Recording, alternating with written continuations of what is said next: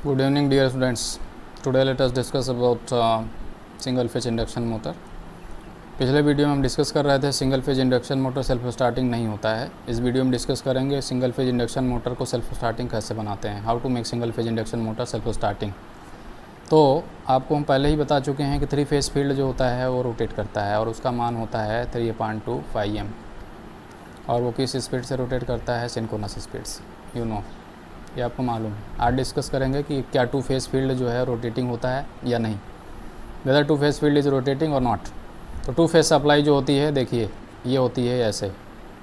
पहला face V1 = Vm sin omega T, V2 = Vm sin omega T plus 90। दोनों phase के बीच में जो वोल्टेज होता है उनके बीच का अंतर होता है 90 degree. There is 90 degree phase difference exactly, and if there is exactly 90 degree phase difference then they are called perfect 2 phase. Their magnitude is same but there is phase difference of 90 degree. दोनों के बीच में 90 degree का phase difference होता है, इसको कहते हैं perfect 2 phase. इसको लगाएंगे किसी सर्किट में तो करंट प्रवाहित होगी। पहले फेज की करंट होगी Im sin ओमेगा टी, दूसरे फेज की करंट होगी Im sin omega T plus 90 degree. Voltage में 90 डिग्री का फेज डिफरेंस है तो करंट में भी होगा। अब ये करंट जब प्रवाहित होगी किसी वाइंडिंग में फ्लो करेगी तो क्या होगा, उससे एमएमएफ प्रोड्यूस होगा। इससे एमएमएफ प्रोड्यूस होगा तो वो अपना फ्लक्स बनाएगी। एमएमएफ फ्लक्स प्रोड्यूस करता है ∅1 = ∅m sin ओमेगा टी। पहला फेस इतना फ्लक्स प्रोड्यूस करेगा। दूसरे फेस की जो करंट है वो 90 डिग्री से लीड कर रही है, मान सेम है, तो वो फ्लक्स प्रोड्यूस करेगी ∅m sin omega T plus 90 degree. Current 90 degree से लीड कर रही है तो उसके कारण जो फ्लक्स प्रोड्यूस करेगा होगा वो भी 90 डिग्री से लीड करेगा। There magnitude is equal ∅m but this flux is leading with this flux with angle 90 degree. ये होता है पहला फेस का फ्लक्स, दूसरा फेस का फ्लक्स, दोनों फ्लक्स बन गए। अब देखिए ये फेजर डायग्राम बनाया गया है। पहला फेस का वोल्टेज देखिए, दूसरे फेस का वोल्टेज देखिए। Their magnitude is equal but there is 90 degree phase difference, exactly 90 degree, 90 degree का डिफरेंस। करंट देखिए, their magnitude is equal I1 = Im, I2 = Im but there is 90 degree phase difference. 90 degree का phase difference होता है तो perfect 2 phase कहते हैं। मान भी बराबर होना चाहिए दोनों करंट का। ये फ्लक्स प्रोड्यूस हुआ पहले फेज से ∅1 = ∅m and ∅2 = this is also ∅m but angle is 90 degree. ये है 2 फेज फ्लक्स, पहला फ्लक्स, दूसरा फ्लक्स। ये अब इन दोनों फ्लक्स का रिजल्टेंट अगर निकालेंगे, मैग्नेटिक फ्लक्स ∅1 और ∅2 का, तो कैसा रिजल्टेंट निकालेंगे। पहला फ्लक्स है जो है उसका इक्वेशन ये है ∅m sin ओमेगा टी। इसमें हम ओमेगा टी का मान चेंज करेंगे अलग अलग समय पे, और दूसरे फ्लक्स का मान है ∅m sin omega T plus 90 degree. इसमें भी ओमेगा टी का मान चेंज करेंगे, दोनों में ओमेगा टी का मान रखेंगे, कुछ वैल्यू आएगी और फेजर ड्रा करेंगे, फेजर से रिजल्टेंट निकालेंगे। तो ओमेगा टी का मान पहले ये देखिए फेजर डायग्राम, ∅1 इधर है हॉरिजॉन्टल में रेफरेंस, ∅2 90 डिग्री लीड कर रहा है। ये फेजर, दिस फेजर, दोनों के बीच में एंगल कितना है, एग्जैक्टली 90 डिग्री फेज डिफरेंस से। अब रिजल्टेंट कैसे निकालेंगे, इसमें ओमेगा टी का मान चेंज करेंगे, इसमें भी चेंज करेंगे और फेजर ड्रा करके रिजल्टेंट निकालेंगे। समीकरण नंबर 1 में this is equation number 1, this is equation number 2। Equation number 1 में ओमेगा टी का मान 0 रखिए। ओमेगा टी का मान 0 रखेंगे तो इसका मान ∅1 का मान हो जाएगा 0। तो ये ∅1 का मान 0 हो गया तो इस फेजर को हम भूल जाएंगे, फॉरगेट अबाउट दिस फेजर। तो बचा क्या है, केवल ∅2 का मान कितना आएगा, वो उसका मान आएगा, ओमेगा टी 0 रखने पर इसका मान आएगा ∅m। तो ∅m लंबाई का फेजर खींचेंगे ∅2 की दिशा में। ∅2 की दिशा क्या है, ऊपर की तरफ, तो इतना लंबाई का फेजर खींच दिया, बन गया रिजल्टेंट, मिल गया ओमेगा टी = 0 पे। अब ओमेगा टी = 45 रखते हैं। इक्वेशन नंबर 1 में 45 रखेंगे तो ∅1 का मान आएगा ∅m/√2। इक्वेशन नंबर 2 में ओमेगा टी = 45 रखेंगे तो ∅2 का मान कितना आएगा, ∅m/√2। दोनों का मान ∅m/√2 आ रहा है। तो ∅1 की दिशा में फेजर खींचेंगे, कितना लंबाई, ∅m/√2 इतना लंबाई। ∅2 की दिशा में फेजर खींचेंगे, कितना लंबाई, ∅m/√2 इतना लंबाई का। दोनों के बीच में एंगल कितना है, 90 डिग्री। रिजल्टेंट निकालना आपको आता है, कैसे निकालते हैं, एंगल पता है अगर तो इसका ∅m/√2 square plus ∅m/√2 square plus 2 ∅m/√2 into ∅m/√2 into cos, दोनों के बीच एंगल 90 डिग्री है। 90 डिग्री रखेंगे तो ये वाला भाग हो जाएगा 0, दिस पार्ट इज 0। तो ये सॉल्व करेंगे, ∅m/√2 का स्क्वायर करेंगे तो ∅m² प्लस ∅m²/2, तो ये हो जाएगा 2 ∅m² /2, अंडर रूट करेंगे तो 2 से 2 कैंसिल हो जाएगा, तो ये बचेगा ∅m। Resultant is phi M. तो रिजल्टेंट कितना आया, फाई एम आया। ये उसकी दिशा क्या है, what is the direction, this, ये दिशा है, इस दिशा में है। तो रिजल्टेंट सेम आया है, मान उसका सेम है, बट पहले ऊपर को था, अभी शिफ्ट हो गया 45 डिग्री इधर। अभी और निकालते हैं 90 डिग्री पे। देखिए ओमेगा टी इक्वल टू 90 रखेंगे इक्वेशन नंबर 1 में, तो फाई 1 का मान आएगा फाई एम, फाई 2 का मान कितना आएगा, 0, फाई 2 का मान 0 आएगा। तो फाई 1 की डायरेक्शन में फेजर खींचेंगे फाई एम लंबाई का,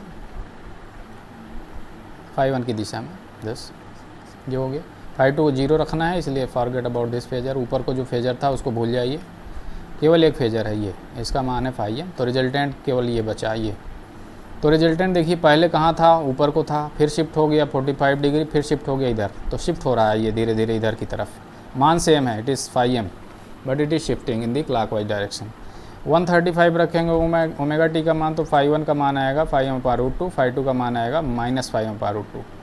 तो फाई 1 की दिशा में इतना लंबाई का फेजर खींचेंगे, कितना लंबाई का, फाई एम पार रूट 2। फाई 2 की दिशा में माइनस आया है ये फेजर, इसलिए उसकी डायरेक्शन ऊपर को थी, प्लस आता तो ऊपर को खींचते, माइनस आया है इसलिए इसको नीचे की तरफ खींचेंगे। मान कितना रखेंगे, फाई एम पार रूट 2। माइनस साइन नहीं लेंगे क्योंकि माइनस साइन हमने माइनस इसको रिवर्स कर दिया है फेजर, इसलिए इसको माइनस साइन कंसीडर हो चुका है। We have already taken into account this minus sign because we have reverse this direction. अब इसका मान फाई एम पार रूट 2, फाई एम पार रूट 2 एंगल 90 डिग्री। रिजल्टेंट निकालने का वही फार्मूला अभी जो थोड़ी देर पहले हमने डिस्कस किया था। रिजल्टेंट कैसे निकालेंगे, फाई एम पार root 2 square plus phi M पार root 2 square plus 2 phi M पार रूट 2 फाई एम पार रूट 2 कास एंगल 90, ये पार्ट 0 हो जाएगा। ये फाई एम पार root 2 square plus phi M पार रूट 2 स्क्वायर सॉल्व करेंगे, दिस इज फाई एम। तो रिजल्टेंट आया सेम, मान उसका सेम आया, but it has shifted again 45 degree, फिर शिफ्ट हो गया 180 डिग्री पे। देखिए omega t equal to 180 degree, तो फाई 1 का मान आएगा 0, फाई 2 का मान आएगा, this is not phi m, this is minus phi m आएगा। तो माइनस फाई एम के लिए क्या किया, फाई 2 को रिवर्स कर दिया नीचे की तरफ, प्लस आता तो ऊपर करते, माइनस आया है इसलिए नीचे की तरफ कर दिया ये इधर, ठीक है। और फाई 1 का मान 0 आया है, इसलिए ये फेजर जो है ये फॉर्म भूल जाइए, ये नेगलेक्ट कर दीजिए, तो केवल ये फेजर बचा। तो हमने क्या देखा, हमने ये देखा कि ओमेगा टी का मान हम कुछ भी रखें और भी बढ़ाएंगे, और भी बढ़ाते जाइए बढ़ाते जाइए बढ़ाते जाइए, एक चीज़ सर्टेन रहेगा, वो ये कि रिजल्टेंट का मान कभी भी फाई एम ही रहेगा, it is always phi m. But जैसे जैसे एंगल चेंज करेंगे वैसे वैसे रिजल्टेंट का मान जो है, रिजल्टेंट की पोजीशन चेंज होगी। जैसे कि for example in this image, see this picture, omega t equal to 0 पे रिजल्टेंट देखिए कहाँ था, यहाँ this is the direction of resultant when omega t is 0, मान कितना था, फाई एम। 45 डिग्री पे रखने पर रिजल्टेंट देखिए किधर गया, रिजल्टेंट 45 डिग्री पे इधर गया, मान कितना है, फाई एम, शिफ्ट हो गया इधर 45 degree. Omega t equal to 90 degree पे देखिए रिजल्टेंट किधर आया है, इधर इधर इस दिशा में, मान कितना है, फाई एम, शिफ्ट हो गया फिर 45 degree. Omega t equal to 135 degree पे देखिए रिजल्टेंट किधर आया है, इधर आया, इधर, ये डायरेक्शन, ये दिस इज द डायरेक्शन, इस डायरेक्शन में आया है 135 डिग्री पे, मान कितना है, same.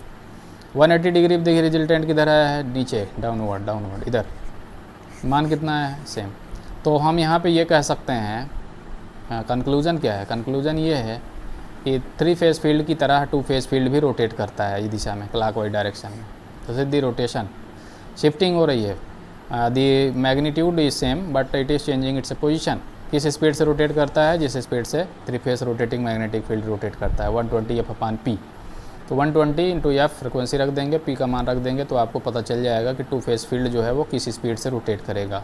It rotates with synchronous speed and its magnitude is always same, phi m. So this is called 2 phase field. हमने कंक्लूजन ये निकाला, सिंगल फेज फील्ड रोटेट नहीं करता, 2 फेज फील्ड रोटेट करता है, जिसका मान फाई एम होता है हमेशा, और वो सिंक्रोनस स्पीड से रोटेट करता है। 3 फेज फील्ड भी रोटेट करता है, जो हमने 3 फेज इंडक्शन मोटर के टाइम पे डिस्कस किया था, उसका मान होता है 3/2 फाई एम, और वो भी सिंक्रोनस स्पीड से रोटेट करता है। ये रोटेट करता है 2 फेज फील्ड भी। तो ये देखिए हमने क्या किया है, we have given single phase AC supply, ये है मोटर है, ये मोटर है, इसको कहते हैं स्प्लिट फेज मोटर। तो हम क्या करेंगे, यहाँ पे सिंगल फेज को स्प्लिट कर देंगे शुरुआत में 2 फेज में। 2 फेज फील्ड रोटेटिंग होता है तो क्या करेगा, रोटर में टार्क डेवलप करेगा। तो शुरुआत में हम सिंगल फेज को 2 फेज में तोड़ देंगे, we split single phase into 2 phase at the time of starting, and once motor starts then we disconnect 1 winding. Single phase को स्प्लिट करेंगे शुरुआत में 2 फेज में। तो ये स्प्लिट फेज मोटर है, ये फेज न्यूट्रल एसी सप्लाई दिया। ये भी स्प्लिट फेज मोटर है, फेज न्यूट्रल एसी सप्लाई दिया। अब कैसे स्प्लिट करते हैं सिंगल फेज को दो फेज में, देखिए ये देखिए, ये इमेज देखिए, ये स्प्लिट फेज इंडक्शन मोटर है। This is split phase induction motor. Single phase को स्प्लिट कर देते हैं टू फेज में, स्प्लिट फेज इंडक्शन मोटर। यहाँ क्या दिया है, वन फेज एसी दिया है। यहाँ पे इनपुट वन फेज को हम तोड़ देंगे दो फेज में, कैसे? इसीलिए मैंने बताया था कंस्ट्रक्शन के टाइम कि सिंगल फेज इंडक्शन मोटर में दो वाइंडिंग होती है। एक को कहते हैं मेन वाइंडिंग, इसको रनिंग वाइंडिंग भी कहते हैं। क्या बोलते हैं? Running winding. और दूसरी वाइंडिंग को बोलते हैं ऑक्सिलरी वाइंडिंग, इसको क्या बोलते हैं? Starting winding. स्टार्टिंग वाइंडिंग ये केवल स्टार्टिंग के समय रहती है और ये परमानेंट रहती है। स्टार्टिंग के समय भी रहती है और रनिंग के समय भी रहती है। ये रोटर है, स्क्वायरल केज टाइप का रोटर होता है सिंगल फेज इंडक्शन मोटर में। अब देखिए मेन वाइंडिंग और ऑक्सिलरी वाइंडिंग या स्टार्टिंग वाइंडिंग क्यों किया गया है यहाँ पे करने का जो पर्पज़ है वो ये कि हम सिंगल फेज़ को यहाँ दो फेज़ में तोड़ेंगे। We split single phase into two phase. Supply single phase ही अपने पास, लेकिन वाइंडिंग दो लगा देंगे स्टेटर पर, तो दो वाइंडिंग की मदद से हम क्या करेंगे, सिंगल फेज़ को दो फेज़ में स्प्लिट कर देंगे, तोड़ देंगे। तो दो फेज़ के कारण जो फील्ड प्रोड्यूस होता है, अभी आपने देखा कि रोटेटिंग होता है, तो वो क्या करेगा, रोटर में टार्क डेवलप करेगा। और एक बार मोटर चल जाएगी तो हम क्या करेंगे, जो स्प्लिट किया है सिंगल फेज़ को दो फेज़ में, एक वाइंडिंग को डिस्कनेक्ट कर देंगे, ऑक्सिलरी वाइंडिंग को, with the help of centrifugal switch. Centrifugal switch से वो डिस्कनेक्ट हो जाएगा ऑटोमेटिकली और मोटर चलने लगेगी। तो स्टार्टिंग टार्क की प्रॉब्लम थी, तो वो स्टार्टिंग टार्क की प्रॉब्लम इससे दूर हो जाएगी with the help of this split. तो क्या होता है इसमें, स्टेटर में दो वाइंडिंग करते हैं एक वाइंडिंग की जगह। एक वाइंडिंग को कहते हैं मेन वाइंडिंग। मेन वाइंडिंग जो होता है, इसको डिज़ाइन करते समय बात ध्यान रखते हैं कि ये शुरुआत में भी रहती है और अंत में भी रहती है। This winding is permanent. Start होते समय भी रहती है, रन करते समय भी रहती है, इसलिए इस वाइंडिंग को बनाते हैं थोड़ा मोटे तार का। कॉपर का होता है, कॉपर की वाइंडिंग होती है, मोटे तार की होती है। और इसका रजिस्टेंस जो होता है इस वाइंडिंग का, मेन वाइंडिंग का, it is very less. It is very less. ज़्यादा रहेगा तो क्या होगा, पावर लॉस होगी मोटर में परमानेंट, इसलिए रजिस्टेंस इज़ वेरी लेस। इसका रिएक्टेंस थोड़ा ज़्यादा होता है। This winding is highly inductive. तो इसमें जो करंट जाएगी, मान लीजिए IM, this winding is highly inductive. Inductance is more, resistance is less. Inductance ज़्यादा होता है किसी कुंडली का, तो उससे क्या होता है, वो वोल्टेज जो दिया जाता है, वोल्टेज क्या दिया, V यहाँ, उससे ये जो करंट होगी लैग करेगी काफ़ी ज़्यादा एंगल से। लैग कर रही है ना IM क्या है, IM करंट है, मेन वाइंडिंग की करंट, ये लैग कर रही है काफ़ी एंगल से। किस एंगल से लैग कर रही है, मान लीजिए α2 एंगल, φ2 नहीं लिखेंगे, α2, क्योंकि φ2 अभी हमने ऊपर लिखा है फ्लक्स के लिए। सपोज जैसे α2 एंगल से लैग कर रही है, काफ़ी एंगल से लैग कर रही है, ठीक है। तो इसको बनाते समय थोड़ा सा इसका रेजिस्टेंस कम रखते हैं, resistance is less and reactance is high. This is highly inductive and resistance is very less because this winding is permanent. If there is resistance then there is considerable power loss during running. तो ये main winding हो गई। दूसरी starting winding या auxiliary winding. Starting winding या auxiliary winding जो होती है, केवल मोटर को स्टार्ट करने में हेल्प करती है। इसमें जो करंट जाएगी उसको क्या कहेंगे, IS। तो जो करंट आ रही है टोटल मोटर के अंदर, वो दो भागों में विभाजित हो रही है। एक भाग मेन वाइंडिंग में, कुछ भाग स्टार्टिंग वाइंडिंग में। तो स्टार्टिंग वाइंडिंग में जो करंट जाएगी, इसको बनाते समय स्टार्टिंग वाइंडिंग में ये बात का ध्यान रखते हैं कि ये वाइंडिंग जो होती है highly resistive. Resistance is more. अगर वाइंडिंग का रजिस्टेंस ज़्यादा नहीं है तो सीरीज में रजिस्टेंस लगा देते हैं उसके, जिससे कि इस वाइंडिंग का रजिस्टेंस ज़्यादा हो जाए। ऐसा क्यों करते हैं, क्योंकि ये भी लैग करेगी करंट, ये भी लैग करेगी, तो स्प्लिट ज़्यादा नहीं मिलेगा, एंगल दोनों के बीच में कलांतर ज़्यादा नहीं मिलेगा। We have to create phase difference between these two. जितना ज़्यादा फेज डिफरेंस दोनों करंट के बीच में होगा, उतना ही ज़्यादा टार्क डेवलप होगा मोटर में। इसीलिए हम यहाँ पे फेज डिफरेंस ज़्यादा क्रिएट करने के लिए इसको रजिस्टिव बना रहे हैं और इसको इंडक्टिव बना रहे हैं। तो ये रजिस्टिव है, हाईली रजिस्टिव, और ये केवल स्टार्टिंग के समय रहती है, इसीलिए इसको स्टार्टिंग वाइंडिंग कहते हैं। इसका रेजिस्टेंस बहुत ज़्यादा होता है, resistance of this winding is very high. तो ये बहुत पतले तार का बनाते हैं, वेरी फाइन वायर, बहुत थिन वायर, पतला तार यूज़ करते हैं। कॉपर की ये भी वाइंडिंग होती है, बहुत पतले तार की, रेजिस्टेंस बहुत ज़्यादा होता है। Resistance of this winding is very high and reactance of this winding is very less. तो ये जो इसमें जो करंट जाएगी IS, स्टार्टिंग करंट, वो क्या करेगी, वो भी वोल्टेज से थोड़ा सा लैग करेगी, ज़्यादातर कोशिश करेगी सेम फेज में होने की, क्योंकि हाईली रजिस्टिव है। सेम फेज में लेकिन नहीं होगी, क्योंकि प्योर रजिस्टिव नहीं है, कॉइल है, तो इसलिए थोड़ा सा लैग करेगी कम एंगल से। This is small, suppose this is α2, α1। तो ये करंट है, स्टार्टिंग करंट है, स्टार्टिंग वाइंडिंग में करंट जाएगी, ये करंट जाएगी मेन वाइंडिंग में IM। मेन वाइंडिंग में करंट जाएगी IM, स्टार्टिंग वाइंडिंग में करंट जाएगी IS। ठीक है। स्टार्टिंग वाइंडिंग में करंट IS, मेन वाइंडिंग में करंट IM, दोनों के बीच देखिए फेज डिफरेंस। ये अल्फ़ा 2 एंगल से लैग कर रहा है वोल्टेज से, ये अल्फ़ा 1 एंगल से। दोनों के बीच में जो डिफरेंस है अल्फ़ा, वो होगा अल्फ़ा 2 माइनस अल्फ़ा 1। इतना एंगल दोनों के बीच में कलांतर होगा। और ये कलांतर अल्फ़ा का मान जितना 90 के आसपास होगा उतना ही अच्छा होगा, क्योंकि अभी ऊपर हमने बात किया था कि अगर परफेक्ट 2 फेज बनाना है तो दोनों करंट के बीच में कलांतर होना चाहिए 90 डिग्री। बट यहाँ पे ऐसा होता नहीं है, क्योंकि यहाँ हमने कैपेसिटर यूज़ नहीं किया है, नहीं तो कलांतर और ज़्यादा हो जाता। केवल रजिस्टर यूज़ किया है और केवल वाइंडिंग के उससे हमने फेज डिफरेंस क्रिएट किया है। तो फेज डिफरेंस ज़्यादा से ज़्यादा कितना मिलता है दोनों करंट के बीच में? मैक्सिमम फेज डिफरेंस मिलता है 30 डिग्री, 30 to 35 डिग्री, बस। इससे ज़्यादा फेज डिफरेंस नहीं मिलता है। So phase difference is very less. तो इन दोनों के वजह से क्या होगा, यहाँ से 2 फेज पैदा हो गया। 2 फेज, 1 फेज इज में because of main winding, second phase is because of starting winding. दोनों फेज से क्या होगा, फ्लक्स प्रोड्यूस होंगे अपने अपने। दोनों फ्लक्स से क्या होगा, रिजल्टेंट फ्लक्स प्रोड्यूस होगा और वो रोटेटिंग होगा। रिजल्टेंट फ्लक्स जो पैदा होगा उसका मान कितना होगा, φm, और वो क्या करेगा, रोटेट करेगा इस दिशा में। किस स्पीड से, सिंक्रोनस स्पीड से। सिंक्रोनस स्पीड से रोटेट करेगा तो रिजल्टेंट फ्लक्स, तो वो क्या करेगा, ये मान लीजिए 2 पोल के लिए है, तो नॉर्थ पोल और साउथ पोल, तो ये रोटेट करेगा फ्लक्स अगर इस दिशा में, तो क्या करेगा, रोटर कंडक्टर्स को फ्लक्स कट करेगा। जैसे कि 3 फेज इंडक्शन मोटर में कट करेगा तो इसमें EMF इंड्यूस होगा, EMF इंड्यूस होगा तो इसमें करंट प्रोड्यूस होगी, करंट प्रोड्यूस होगी तो इसमें क्या होगा, इसका भी फील्ड प्रोड्यूस होगा। इसका फील्ड इसके फील्ड से इंटरेक्ट करेगा और एक टार्क डेवलप करेगा उसी दिशा में। रोटर में टार्क डेवलप करेगा जिस दिशा में फील्ड रोटेट कर रहा है। लेंज के नियम से भी एक्सप्लेन कर सकते हैं उसी दिशा में टार्क क्यों लगेगा, क्योंकि rotating magnetic field rotor conductors को कट करेगा, उसमें EMF इंड्यूस होगा। वो EMF उस कारण का विरोध करेगा जिसके कारण उत्पन्न हुआ है, तो उसको विरोध करने के लिए क्या करेगा, जिस दिशा में फील्ड रोटेट कर रहा है उसी दिशा में ये रोटेट कराने लगेगा। तो फील्ड रोटेट कर रहा है अगर क्लॉकवाइज, तो रोटर पे भी टार्क लगेगा क्लॉकवाइज और मोटर चल जाएगी। सेल्फ स्टार्टिंग नहीं थी, लेकिन सिंगल फेज़ को 2 फेज़ में तोड़ने से क्या हुआ, रोटेटिंग मैग्नेटिक फील्ड क्रिएट हो गया। रोटेटिंग मैग्नेटिक फील्ड क्या करेगा, रोटर कंडक्टर्स पे टार्क प्रोड्यूस करेगा लेंज के नियम से उसी दिशा में, और ये स्पीड बढ़ती जाएगी रोटर की। और इस मान लीजिए रोटेटिंग फील्ड की स्पीड सिंक्रोनस स्पीड है, तो रोटर की स्पीड बढ़ती जाएगी, और जब तक इसकी स्पीड, रोटर की स्पीड सिंक्रोनस स्पीड से कम है, तब तक रोटर कंडक्टर को रोटेटिंग मैग्नेटिक फील्ड कट करेगा और तब तक इसमें EMF पैदा करता रहेगा, और तब तक ये विरोध करने के लिए उस दिशा में टार्क लगाता रहेगा।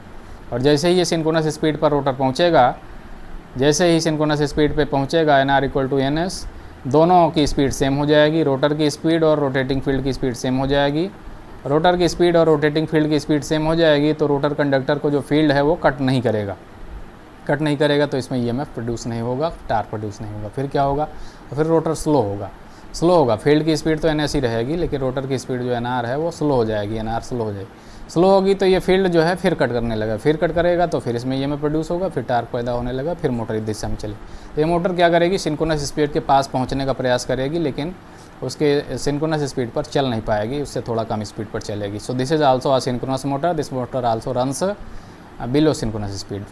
तो ये क्या होगा, देखिए जैसे ही टार्क डेवलप होगा 2 फेज से जो टार्क डेवलप होता है, कितना टार्क डेवलप होता है, IM IS sine alpha. IM क्या है, मेन वाइंडिंग की करंट, IS क्या है, स्टार्टिंग वाइंडिंग की करंट, साइन अल्फ़ा क्या है, अल्फ़ा क्या है, दोनों के बीच स्प्लिट। मैंने बताया स्प्लिट एंगल अगर 90 डिग्री होता तो मैक्सिमम टार्क डेवलप होता रोटर पे, लेकिन स्प्लिट एंगल कम है, split angle is very less, 30 degree, somewhere around 30 degree. तो इसलिए इस मोटर में बहुत ज़्यादा स्टार्टिंग टार्क डेवलप नहीं होता है, क्योंकि दोनों फेज़ के बीच में स्प्लिट करने के लिए हमने कैपेसिटर नहीं यूज़ किया है, कंडेंसर यूज़ नहीं किया है। अगर कंडेंसर यूज़ किया होता तो स्प्लिट एंगल ज़्यादा मिलता और टार्क भी ज़्यादा मिलता। इसलिए इस मोटर में स्टार्टिंग टार्क बहुत अच्छा नहीं होता है, लेकिन फिर भी मोटर स्टार्ट हो जाती है। थोड़ा सा कमज़ोर टार्क होता है, लेकिन मोटर स्टार्ट हो जाती है। तो इस टार्क के साथ मोटर स्टार्ट होगी और चल जाएगी। जैसे ही मोटर चलेगी 70 to 80% स्पीड पे पहुंचेगी, वैसे ही हमने आपको बताया था इसमें लगा रहता है सेंट्रीफ्यूगल स्विच। सेंट्रीफ्यूगल स्विच लगा रहता है स्टेटर वाइंडिंग में। कौन सी वाइंडिंग में लगा रहता है, सेंट्रीफ्यूगल स्विच लगा रहता है ऑक्सिलरी वाइंडिंग या स्टार्टिंग वाइंडिंग में। This is centrifugal switch. इस स्विच पे इतना प्रेशर पड़ने लगता है जब मोटर की स्पीड बढ़ते बढ़ते 70 से 80% पे पहुंचती है, तो ये सेंट्रीफ्यूगल स्विच में प्रेशर बहुत ज़्यादा पड़ता है, क्योंकि यहाँ रोटर रोटेट कर रहा है, उसका प्रेशर पड़ता है बहुत ज़्यादा सेंट्रीफ्यूगल स्विच पे। तो 70 से 80% स्पीड पे जब ये पहुंचता है मोटर, तो सेंट्रीफ्यूगल स्विच जो है ऑटोमेटिक ओपन हो जाता है। ऑटोमेटिक ओपन हो जाता है। ऑटोमेटिक ओपन हो जाएगा तो ये वाइंडिंग जो है दिस इज डिस्कनेक्टेड, ये स्विच ओपन हो जाएगी तो ये वाइंडिंग डिस्कनेक्ट हो जाएगी। ये वाइंडिंग डिस्कनेक्ट हो जाएगी तो केवल कौन सी वाइंडिंग रहेगी? Main winding. और ये motor single phase induction motor की तरह चलेगा, केवल मेन वाइंडिंग रहेगी, स्टार्टिंग वाइंडिंग कट हो जाएगी। मोटर जब रुकेगी तो फिर से ये जुड़ जाएगा सेंट्रीफ्यूगल स्विच और मोटर फिर से नॉर्मल उसी प्रोसेस से स्टार्ट होगा। फिर 70 to 80% स्पीड पे जब पहुंचेगा मैक्सिमम स्पीड का, फिर सेंट्रीफ्यूगल स्विच खुल जाएगा। सो ये सेंट्रीफ्यूगल स्विच मोटर को क्या करेगा? स्टार्टिंग वाइंडिंग को केवल स्टार्टिंग के समय सर्किट में रखता है, बाद में इसको डिस्कनेक्ट कर देता है। तो सेंट्रीफ्यूगल स्विच इस प्रकार से मोटर को हेल्प करता है सेल्फ स्टार्टिंग में, मोटर को सेल्फ स्टार्टिंग बनाता है। स्टार्टिंग वाइंडिंग और मेन वाइंडिंग दोनों वाइंडिंग रखने से क्या हुआ देखिए, मोटर में देखिए प्रारंभ में टार्क नहीं लगता। कब? अगर मोटर में केवल एक वाइंडिंग होती मेन वाइंडिंग, तो टार्क ना लगता प्रारंभ में। फिर हम इसको रोटेट कराते किसी तरीके से, तब ये मोटर चलता है इस तरीके से। लेकिन स्टार्टिंग वाइंडिंग लगाने से क्या हुआ, मोटर में स्टार्टिंग टार्क पैदा हो गया, क्योंकि हमने सिंगल फेज़ को 2 फेज़ में स्प्लिट कर दिया। उससे क्या हो गया, टार्क प्रोड्यूस होने लगा 2 फेज़ के कारण। 2 फेज़ के इंटरेक्शन से टार्क डेवलप हुआ, तो मोटर क्या है, सेल्फ स्टार्टिंग हो गई। So because of split we have created starting torque. ये देखिए मेन वाइंडिंग और ऑक्सिलरी वाइंडिंग दोनों लगाएंगे तो स्टार्टिंग टार्क मिलेगा इतना। तो स्टार्टिंग टार्क मिलेगा जैसे ही मोटर अपने 70 से 80% स्पीड पे पहुंचेगी। यहाँ पे ऑक्सिलरी स्विच ऑक्सिलरी वाइंडिंग या स्टार्टिंग वाइंडिंग क्या होगी, उसको सेंट्रीफ्यूगल स्विच डिस्कनेक्ट कर देगा। उसके बाद motor single phase induction motor से नॉर्मल चलेगी, क्योंकि मोटर को स्टार्टिंग में प्रॉब्लम थी, मोटर चलने के बाद में प्रॉब्लम नहीं थी। एक बार मोटर चल गया तो मोटर में कोई प्रॉब्लम नहीं है, मोटर रन करेगा, मोटर को टार्क मिलता है बाद में, लेकिन स्टार्टिंग टार्क नहीं मिलता है। तो स्टार्टिंग टार्क देने के लिए हमने सिंगल फेज़ को 2 फेज़ में स्प्लिट कर दिया है। This is called split phase induction motor. यहाँ पे जो स्प्लिट एंगल है it is very less, 30 degree approximately. तो यहाँ स्टार्टिंग टार्क बहुत ज़्यादा नहीं मिलता है, इसलिए इस मोटर को बहुत ज़्यादा बड़े कैपेसिटी के लिए नहीं बनाते हैं। स्मॉल साइज़ की मोटर्स होती हैं जनरली। ये these Motors of small size generally 0.5 kilowatt, 0.5 kilowatt से कम, लेस देन 0.5 किलोवाट, 500 वाट से कम, लगभग 100 वाट से 500 वाट के बीच में बनाई जाती हैं। Very small size motors because starting torque is not very good. So अगर बहुत ज़्यादा कैपेसिटी की बनाएंगे तो हो सकता है मोटर स्टार्ट ही ना हो पाए। So this is the split phase induction motor. तो इसका साइज़ बहुत ज़्यादा नहीं बनाते, स्मॉल कैपेसिटी की बनाते हैं। तो इसके कुछ एप्लीकेशंस हैं। Applications of split phase induction motor क्या हैं? Fans of very small size fan, blowers of very small size, छोटे छोटे ब्लोअर जो लगाते हैं, छोटे छोटे स्मॉल साइज। वॉशिंग मशीन में जो हम लोग मोटर यूज़ करते हैं वहाँ, एयर कंडीशनिंग में जो फ़ैन यूज़ होता है वहाँ, सेंट्रीफ्यूगल पंप छोटे साइज़ के, स्मॉल साइज़ के सेंट्रीफ्यूगल पंप, स्मॉल साइज, छोटा साइज़ का रहेगा तभी ये चला पाएगा। मशीन टूल्स छोटे साइज़ के, oil burners small size, mixer and grinders यहाँ पे हम यूज़ करते हैं। These are some applications of split phase motor.